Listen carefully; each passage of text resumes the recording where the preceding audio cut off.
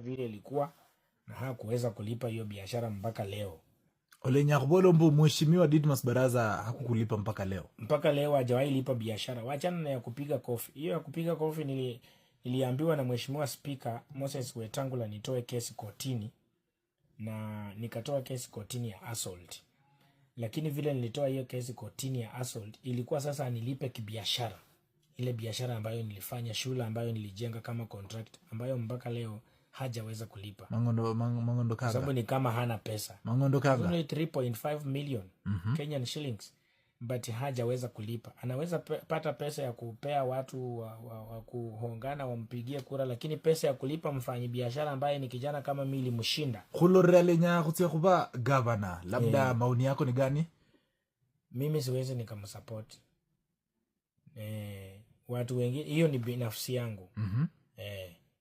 Lakini akionyesha kwamba anaweza kuwa governor kwa kukamilisha deni yangu na kuonyesha watu wengine, kushawishi watu wa Bungoma kumpigia kura, mimi kura yangu peke yake iwezi muangusha.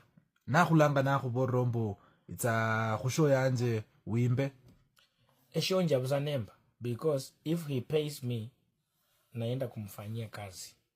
Apart from hiyo kazi mko sawa ama tu ni hiyo kikazi ndio amko sawa ki Steve K na Didmus Baraza? Mimi na Didmus ni marafiki, tunakutana, tunasungumuza. Hata nikimpigia simu saa naweza kushika ama atarudisha call.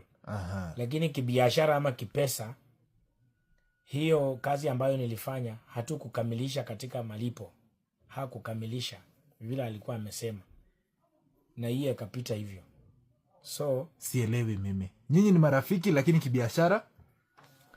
Ile biashara ambayo tulifanya kwa sababu tulikuwa marafiki ndio tukafanya biashara. Na hakuweza kulipa na akani assault. Ile kesi yenye alini assault nikaitoa kotini, nikamsamehe. Na biashara hajalipa mpaka leo. Sasa mimi sina chuki na yeye number 1. Lakini kwa biashara zingine kufanya na yeye inakuwa ni ngumu kwangu. Mtu aliuliza hiyo swali. Mwingine aliuliza swali ya kwamba huwa na charge how much.